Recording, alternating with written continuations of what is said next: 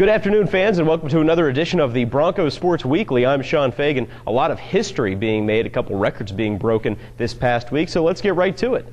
The women's soccer team hosted the first round of the 2011 MAC playoffs on Sunday, downing the Ball State Cardinals 1-0 at the WMU Soccer Complex.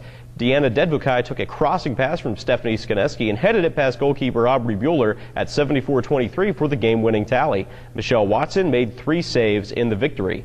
Earlier in the week, Skineski made her own piece of history with 2 goals in the Broncos' 2-0 win over Northern Illinois. With those goals, Skineski became the program's all-time leader in career scoring. Congratulations, Stephanie. More history was made on Saturday when the football team hosted Ball State at Waldo Stadium, with the Broncos winning 45-35 in a shootout. Receiver Jordan White became the program's career leader in receptions with his 9th catch of the day, number 261 of his career. He finished the game with 9 catches for 172 yards and 2 touchdowns, while Robert Arnheim and Caleb Ravenel also ended up with over 100 yards receiving. Quarterback Alex Carter passed for 404 yards and 2 touchdowns, his 3rd career 400-yard passing game, and the two teams combined for over 1,100 yards of total offense. That is a new single-game Western Michigan record. The hockey team kept on rolling this weekend, running their undefeated streak of 8 games with a pair of wins over Northern Michigan at Lawson Arena. The fun started on Friday night when the Broncos downed NMU 4-2. Trevor Elias and Dane Walters put the Broncos up 2-0, and Elias would score an empty net goal to make it a 4-2 win and preserve the game. The Broncos would win in overtime on Saturday, with Ian Slater potting the game winner to make it 3-2. The volleyball team extended its own winning streak to 8 matches, beating both Central Michigan and Eastern Michigan by 3-1 scores.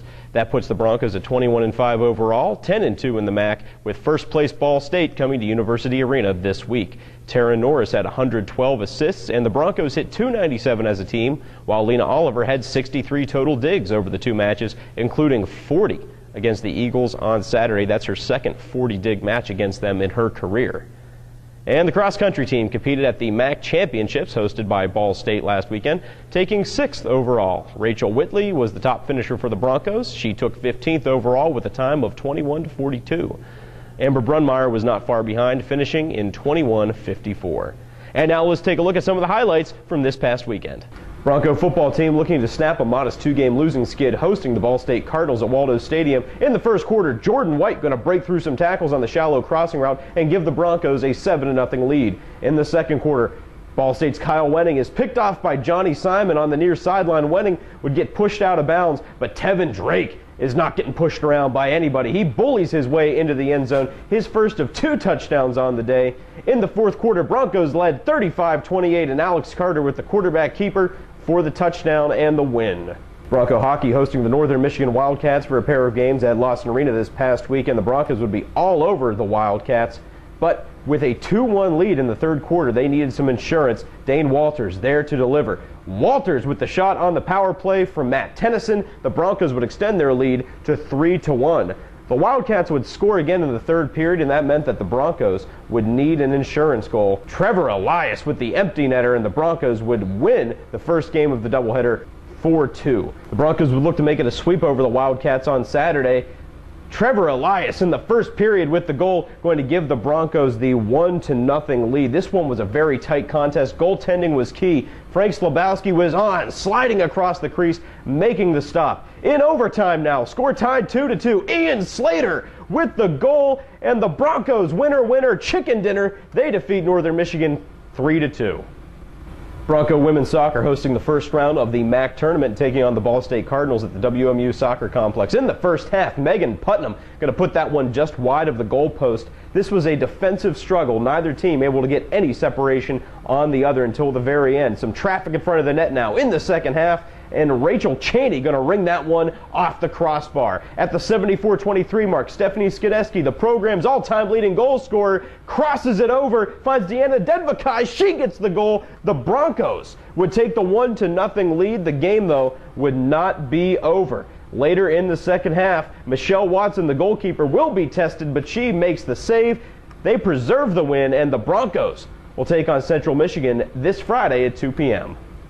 All right, folks, I am now joined by the second-year head coach of the Western Michigan baseball team. They engineered one of the great comebacks in the NCAA last season and looking for bigger and better things coming up in 2012. But before we get to that, we've got a fall ball recap to do. I am talking, of course, about Billy Gernon. Billy, welcome to the show. Thanks. Great to be here. All right, now, as I said, your team had a 14-game improvement, 10th in the nation in turnaround in terms of teams going from one year to the next. How has that carried over into your fall season? Well, I think that most importantly is it gave us the confidence to know that we're a team full of possibilities and not a team of impossibilities, and it creates a level of confidence. And the world in general, the business world to the sports world, is really a legalized confidence game, and the people that believe in themselves typically have more success than those that don't. And our guys, I think without a question, believe in themselves. They obviously believed in the vision that the coaching staff presented to them and put forth. And then to their credit, they bought into it and they really worked at it, and it enabled us to accomplish some really outstanding goals.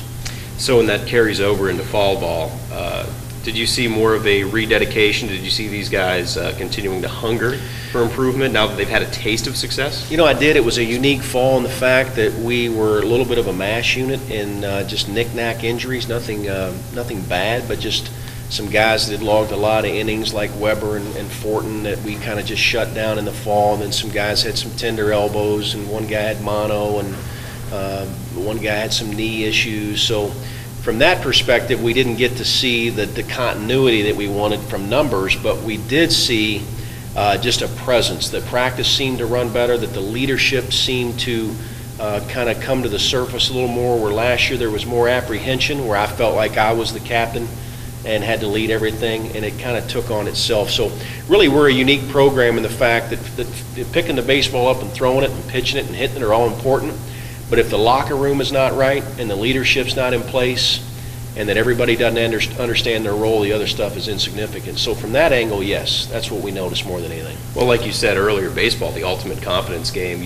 You have to be able to go 0-4 one day and then say, I'm going to go back out on the field the next day and I've got to make those improvements. You have to forget about the negatives and you have to try to continue to build yourself up positively. Yeah, 100%. I mean, it's a cliche, but it is a game of failure. The Hall of Fame is full of guys that failed 7 out of 10 times in the batter's box.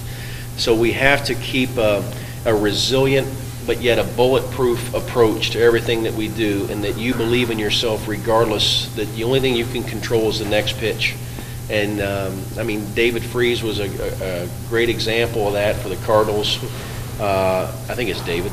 It's Freese anyway. Yeah, it's David Freese. It is, and he drops that fly ball that was critical in that game, and that could have been the thing that broke their back, but yet he came back and turned a boring 7 innings to the next most exciting 5 innings of the game because he just controlled each pitch. All right, Coach, obviously in fall ball you had 5 seniors, a good, strong core of leadership, but guys like Casey Weber, Troy Fortin, just as you had mentioned earlier, just sort of nagging injuries here and there, didn't really participate that much. How did the others on the team step up to fill those voids? Well, it's a good question, a unique question too, because in that group, just sitting here talking with you, Zach Thoma had an injury to his thumb and he was out. Those guys were present, but they weren't able to do what they wanted to do in between the lines, so to speak. Everything they were doing was outside of the lines, and leaders have to take a role both outside and inside the lines. But what happens inherently when there is, if a team is running the way it should be, that if there is a gap or let's not call it a weakness, but if there's a gap in somebody not completing a task, somebody should take over in that. And what it allowed to do, when you look back on the irony of the whole situation, is that it allowed for some freshmen and some sophomores, I think, to step into a stronger leadership role, which when we asked the players to evaluate who they thought were leaders on the team, some names surfaced that were underclassmen that may not have surfaced had that situation not presented itself. But, you know, I'm pleased with what's going on with our upperclassmen from a leadership role, and starting to watch the younger players want to relish in that responsibility as well. Whenever you're talking about first-year players, this might be a philosophical thing on your part. Do you look more for the guys that stay off the roller coaster, that can provide that steady production or steady work ethic, or how attractive though is talent, just raw ability? Well, I think you have to figure out how to do both. When you're allowed limited scholarships, 11.7 with 35 players, you do have to find role players that can fill niches and needs for your club, and you also have to put ability. You know, you talk to pro scouts and they say this simply, that ability plays. That when you have ability, it's going to show up on the field, and it does. But you also need guys that can handle a bat and get a critical bunt down for you. You also need guys that can come in a long relief role and throw strikes. So, yes, consistency. We don't want roller coasters except at amusement parks with our kids. You know, that's the last thing we want to have. And I think most sports will tell you that. If I could just get some consistency and know what to expect, I can build something on that. Is that what sets apart the good player from the great player? I think it does. And I think if you have the ability to go with that and you have consistency, that you're not up and down emotionally, but that you know when that needs to be part of the game and when it shouldn't be part of the game, and that you personalize your failure to where you want to succeed, but that it doesn't, you don't become a head case with it to where it now is a negative for you. Yes, I do. You're entering your second season. You've already taken big strides with the program now. Where's this program headed? MAC championship. That's the goal. I mean, we talk about it every single day. Our players know every single day that the coaching staff, the administrators, the student body, the former players, the donors, the community, we expect to win the MAC. Not just to win the West, but to win the entire conference, and then we want to win that MAC conference tournament and be invited automatically to participate in the NCAA tournament. And those are goals that are undaunted and unwavered, and we will pursue them with relentless dedication on a daily basis in our practice preparation and everything we do. All right, I'll leave you with this. You guys have your leadoff dinner coming up soon. If you would like to talk a little bit about that event. Sure, we will. It was a great event last year. I thought it gave us a lot of momentum going into the season. It's very similar to a kickoff luncheon or a tip-off luncheon. And Dave Dombrowski, a distinguished alum of Western Michigan and president and CEO of the Detroit Tigers, was so gracious to be our first speaker last year. I thought the event was outstanding. This year it's set for January the 28th. It'll be at the Fetzer Center here on campus. It'll be an evening type of setting, 6 to 9 p.m. More information will be available on our website at wmubroncos.com. Nice plug. Yeah, thank you. It'll be available, I would guess, sometime probably pushing close to November. We've got 2 or 3 outstanding speakers that we have on the slate, and we're trying to get a commitment from one of those 3 guys. And once that happens, any of those that accept the request will be really exciting to announce, and I'm looking forward to giving more information out for that. We appreciate the support we had last year and look forward to a great second year. Well, hopefully that'll be another great event here at Western Michigan. Mm-hmm. I think so. All right, well, hey, thanks a lot, Coach, yeah, and good luck. Appreciate it. Yeah. All right. All right, folks, let's take a look at the 5 things to watch for this weekend. Number 5, the fall tennis season finally comes to an end this weekend when the Western Michigan Broncos women's tennis team hosts the WMU Super Challenge. Multiple teams will be coming to Kalamazoo for a series of dual matches. Nini Sujishvili had a great weekend the last time the Broncos were in competition, going 2-1 in singles play at the ITA Midwest Regional hosted by Ohio State, including a big win over Brianna Smutko of Illinois. Number 4, men's soccer hosts Bowling Green on Sunday afternoon, and it will be senior day at the WMU Soccer Complex. It is the regular season finale for the Broncos, with the MAC tournament starting on November 11th. So if you want one more chance to catch the Broncos at home this fall before they head off to the playoffs, this would be the time to do it. Number 3, women's volleyball will host Ball State and Toledo at University Arena on Friday and Saturday, respectively, with matches starting at 7 p.m. There are big implications at the top of the MAC. It's very crowded right now, and the Broncos need 2 wins to keep their hopes of winning a MAC regular season championship alive. Again, those will be at University Arena at 7 o'clock Friday and Saturday. Number 2, women's soccer will take on Central Michigan in the semifinals of the 2011 MAC tournament. The Broncos are coming off a 1-0 win over Ball State on Sunday, and earlier this season, the Broncos dealt the Chips their first conference loss of the year. The game is scheduled for Friday and will be played at the University of Toledo at 2 p.m. Check back at wmubroncos.com for more updates. And number 1, the hockey team will look to relive some of their favorite memories from last season when they go to Ann Arbor to take on the Michigan Wolverines in a clash between 2 top 10 teams. The Broncos, of course, defeated Michigan in the semifinals of the CCHA playoffs at Joe Louis Arena. Very, very big things going on with Bronco hockey right now.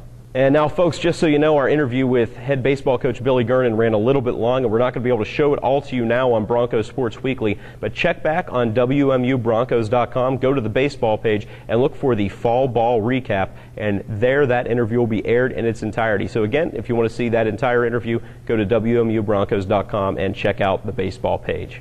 And that's going to do it for us this week on Bronco Sports Weekly. We hope you'll join us again next week. Same Bronco time, same Bronco place.